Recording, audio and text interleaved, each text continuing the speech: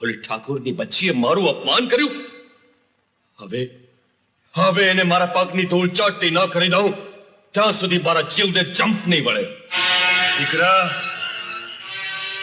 હવે એને હિંમતથી ઉઠાવી લાવીને ઠાકોરનું નાક કાપી નાખ. હા બાપુ, હું એને જરૂર ઉઠાવીને લઈ આવીશ. એને સૂકો રોટલો ખવડાવીશ, પથ્થરની પથારી પર સુવડાવીશ, એને ઉઘાડા પગે ચલાવીશ. એના મગજમાં રહેલી બધી જ રાઈ કાઢી નાખીશ. એને ખબર પડે કે ઠાકોરની દીકરીઓની પગની પાની સોનાની નથી હોતી. અરે એને પણ કાંટા પર ચાલવું પડે ત્યારે લોહી નીકળે છે. દીકરા, ઠાકોરની હવેલીની ઈંટ ઉપર તું જેટલા હથોડા મારીશ એટલો મારા હૈયાને વધુ આનંદ થશે. કારણ કે મેં એ લોખંડની દિવાલોમાં અનેક ઘા ઝીલ્યા છે, અનેક ઘા. જાસા ચિઠ્ઠી પછી તેઓ કુંવરીને સંતાડશે. કુંવરીને ક્યાં સંતાડી શકે એ બધું જ મારા મગજમાં છે. દીકરા, હવેલીના બધા જ ગુપ્ત સ્થાનો તેમજ ત્યાં પહોંચવાના બધા જ રસ્તાઓ હું તને દોરીને બતાવીશ.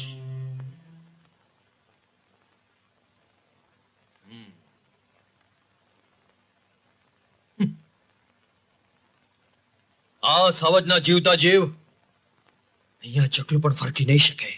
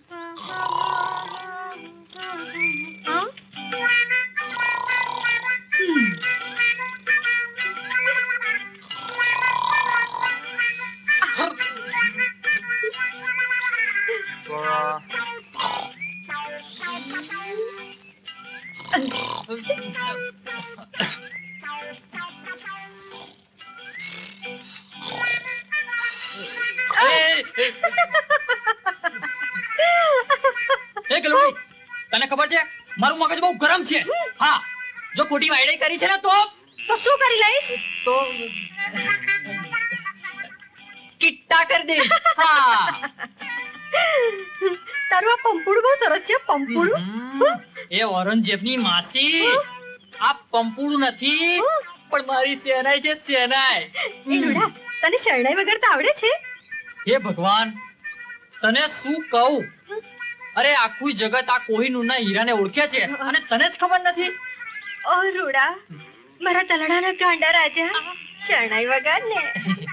તો જો શાંતિથી સાંભળ, પાછી વચમાં ઘાલાવેલી થઈ અને કૂદકા ના મારતી. હા, વગાડું છું. હા,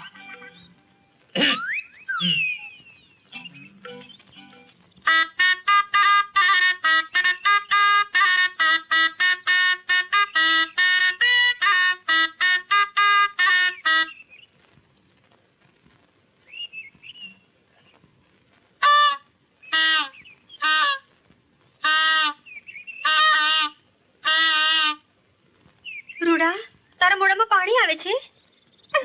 પછી હું તને આપીશ. હમણાં શરણાઈ વગાડ ને.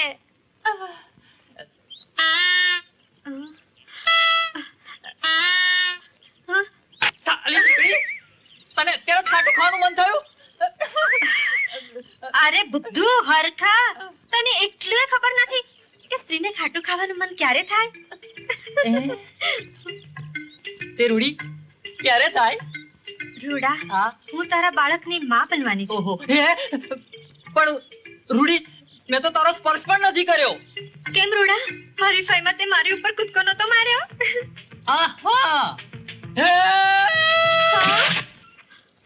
અરે માં હું બનવાની એટલે બેહોશ આ થઈ ગયો.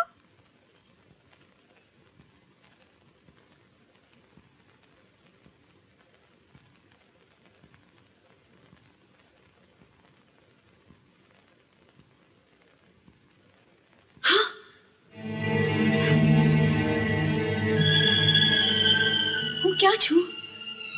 મને કોણ અહીં લઈ આવ્યો? હું એ હરામીને સીધો કરી નાખીશ. ચિંતાને ગુસ્સો કર્યા વગર આ જમી લે. એ ડોશલી, હું કુંવરી છું અને તું મને આ ઢોરને આપવાનો ખોરાક આપે છે? લે.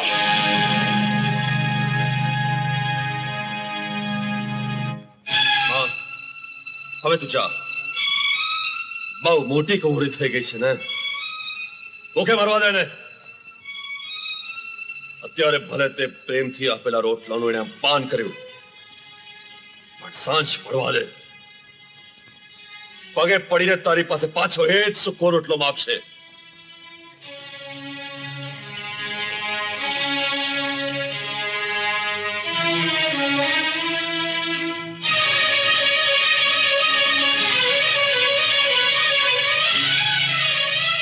પૂરી થવાનો બહુ મોટો ફાંકો છે નહીં? હા હા, 1000 વાર ફાંકો છે. હું ભૂખે મરીશ, અરે મરી જઈશ, પણ આ સૂકો રોટલો તો નહીં જ ખાઉં. એમ છે તો હવે હું ખવડાવીને જ ચંપીશ. સમજે? વાત જો જીદ ઉપર જાય એટલે હું હારવાનું તો શીખ્યો જ નથી.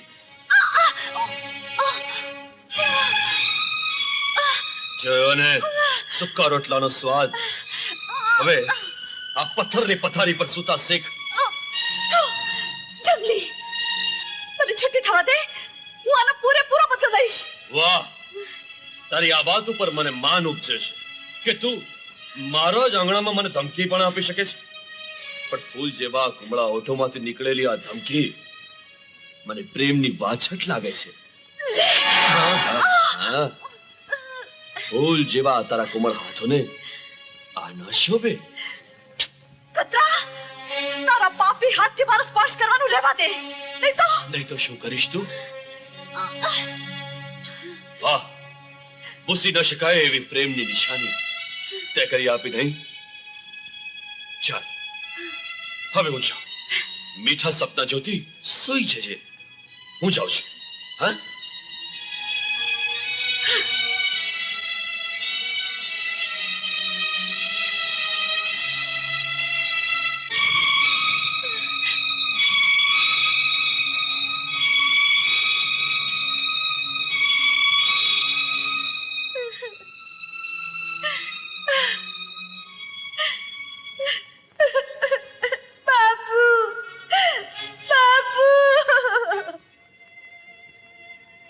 ચંદાની કઈ ભાળ મળી?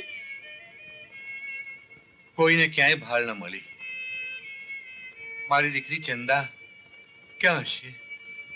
કેવી દશા હશે અત્યારે એની?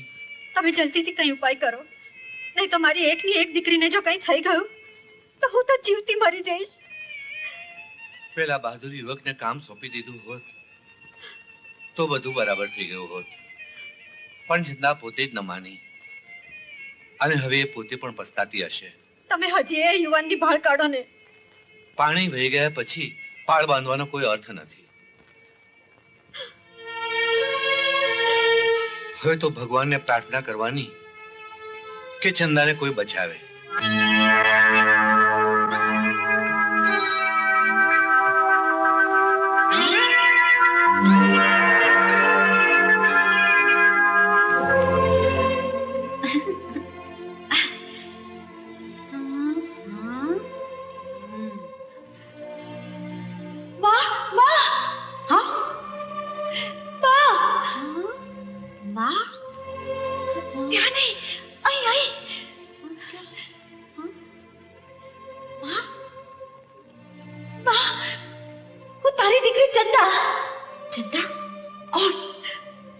છોડાવી દે.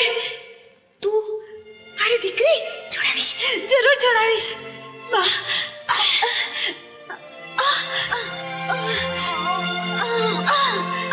તમે રહેવા દો, હું ખોલું છું.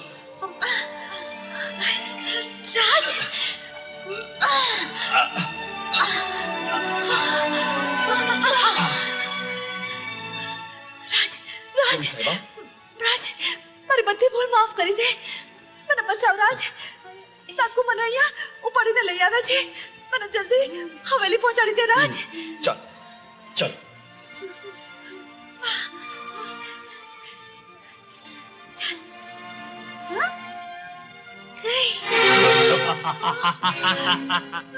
બદમાશ, મેં ઉઠાવેલી કુરીને તું છોડાવ્યો.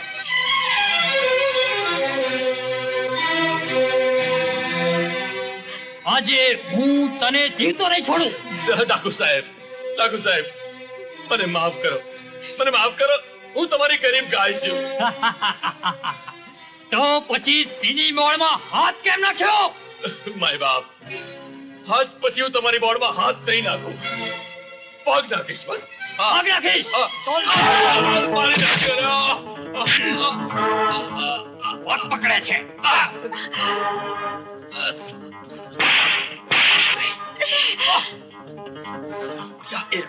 હાથ મારી મને રાજભાઈ, કહું છું જરા ધીમેથી મારજો ને યાર. આ બધું મેં નાટક તમારા માટે જ કર્યું છે.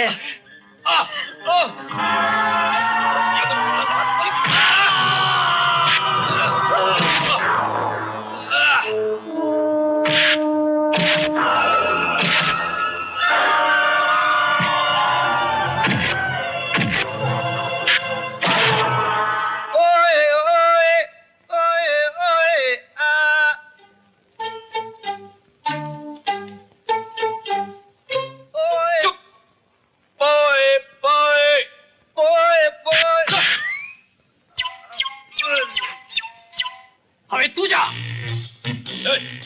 ચાલ હટ. આમાં શું થયું? લટકો કરે છે.